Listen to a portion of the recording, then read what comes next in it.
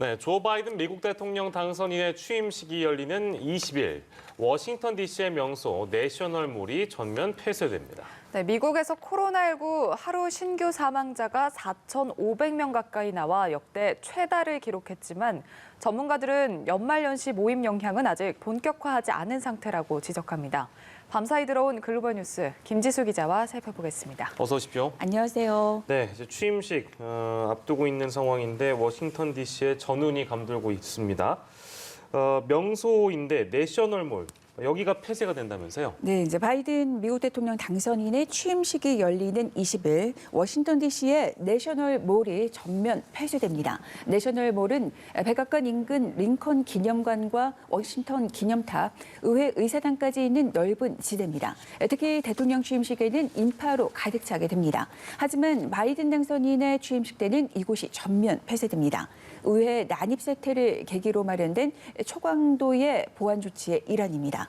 취임식 날 바이든 당선인은 기차를 타지 않기로 했습니다. 델라웨어주 윌밍턴에 자택에 있는 바이든 당선인은 평소 기차를 이용해서 워싱턴 DC를 오갔지만 취임식 날에는 보안상 우려가 커지면서 기차를 이용하지 않기로 했습니다. 취임식을 앞두고 미 당국은 워싱턴 DC 경비 수준을 크게 끌어올리고 있습니다. 각지에서 주 방위군 2만 명이 동원됐습니다. 이라크와 아프가니스탄에 파견된 미군을 합친 것보다 더 많은 병력 규모입니다. 워싱턴 DC 중심가 도로는 이미 곳곳이 통제되고 13개 지하철역이 폐쇄됐습니다. 극단주의자들 사이에서 취임식 당일 워싱턴 DC에서 100만 무장 시위를 벌이자는 등의 선동이 이어지고 있어 긴장감이 고조되고 있는 상태입니다. 취임식에서는 팝스타 레이디 가가와 제니퍼 로페즈를 볼 수 있습니다. 레이디 가가는 국가를 부르고 제니퍼 로페즈는 퍼포먼스를 선보일 예정입니다. 레이디 가가는 바이든 당선인의 유세 무대에도 함께 오르면서 전폭적으로 지원해왔고 제니퍼 로페즈도 그동안 사회 문제에 목소리를 내왔습니다. 네, 바이든 당선인이 이끌 초기 내각 강요들에 대한 인준 청문회도 이제 본격화할 텐데 여기에 신임 국방장관이 포함이 됐는데 현 국방부 부장관에게 당분간 장관 대행을 요청했다는 얘기가 들렸는데 어떻게 된 일입니까? 네, 바이든 당선인이 이제 국방장관에 지명한 로이드 오스틴이 상원 인준을 받을 때까지 장관 대행을 세우기로 했습니다. 국방장관 대행을 요청받은 인물은 데이비드 노키스트 국방부 부장관으로 2019년 7월 트럼프 대통령이 부장관에 임명했습니다. 군 출신인 오스틴 신임 국방장관 지명자는 바이든 당선인 취임식 전날인 19일에 상원 인준 청문회가 잡혀 있습니다. 전역한 지 4년밖에 안 돼 7년 기준을 맞추지 못한 터라 상원에서 모두 면제 동의를 받아야 해서 인준까지 시간이 걸릴 수 있습니다. 지금까지 상원 인준 청문회가 잡힌 장관급 지명자는 5명입니다.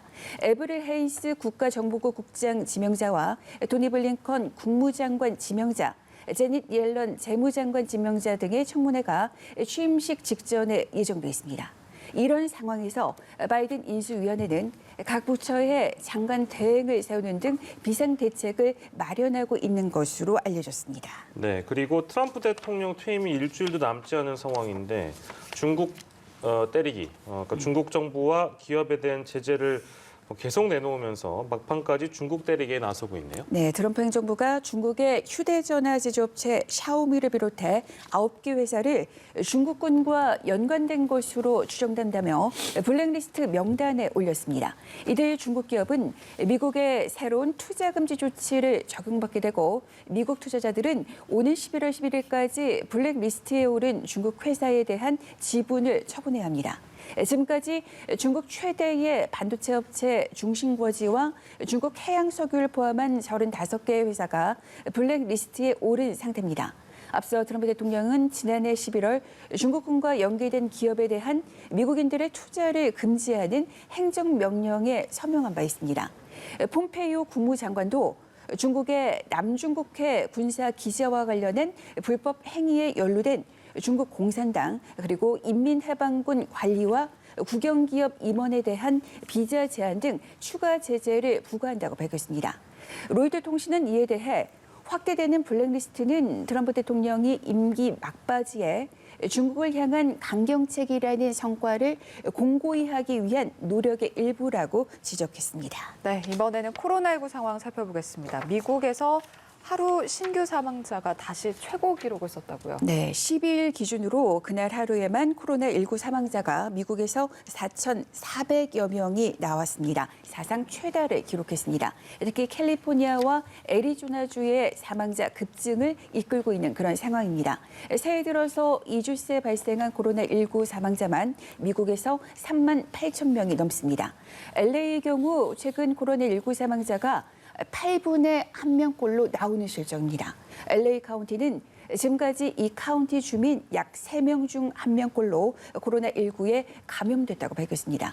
그런데도 지역 당국자들은 연말 연시 연휴에 있었던 모임으로 인한 영향은 아직 본격화하지 않았다고 지적했습니다.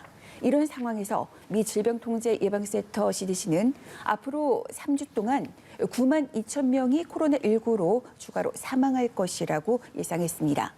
지역에 거주하지 않은 사람에게도 코로나19 백신 접종을 허용한 미국 플로리다주에 다른 주는 물론이고 외국에서 백신을 맞으러 오는 방문자가 늘고 있습니다. 플로리다에 별장이 있거나 단기간 거주하는 다른 주 주민과 외국인은 물론 단기간 여행자도 백신 접종을 위해 플로리다로 향하고 있습니다. 이런 현상은 플로리다주가 65세 이상 고령자를 대상으로 한 백신 접종을 시작하면서 비거주자를 그 대상에서 제외하지 않았기 때문입니다. 이처럼 외부인이 백신을 새치기 하는 사례가 늘면서 주민들의 불만이 커지고 있고 지방 정부도 단속하겠다고 밝혔습니다. 영국 정부가 코로나19 새 변이 출현 우려에 따라 브라질과 아르헨티나를 비롯한 남미 국가로부터의 입국을 금지하기로 했습니다. 앞서 일본에서는 브라질에서 입국한 4명이 변이 코로나에 감염된 것으로 드러난 바 있습니다. 남미에서 새로 출현한 변이는 영국과 남아프리카 공화국에서 발견된 변이와 공통점도 있지만 다른 종류로 분류되고 있습니다. 네, 마지막으로 일본군 위안부 문제 살펴볼 텐데 얼마 전에 우리 법원이 일본 정부에게 위안부 피해자에게 위자료를 지급하라 이렇게 판결을 했잖아요.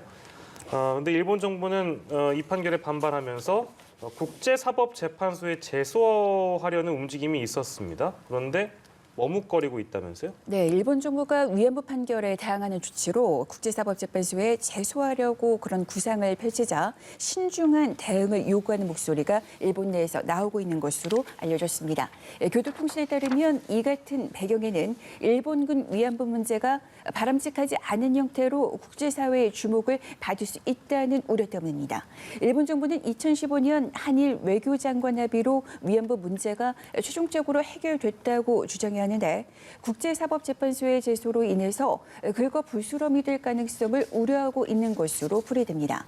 대신 일본 정부가 위안부 판결에 대항하는 조치로 아이보시 고이치 신임 주한 일본 대사의 부임을 늦추는 방안을 유력하게 검토 중입니다. 판결에 대한 한국 정부의 움직임을 지켜보고 아이보시 대사의 부임을 일정 시점까지 미루는 구상을 선택할 가능성이 있다는 겁니다. 일본 정부는 한국 법원의 판결이 국제법 위반이라서 무효이므로 항소도 하지 않겠다고 밝혔습니다. 항소를 포기하면 23일 0시에 일본 정부 패소 판결이 확정될 전망입니다. 네, 이 소식까지 만나봤습니다. 지금까지 글로벌 브리핑의 김지수 기자와 함께했습니다. 고맙습니다.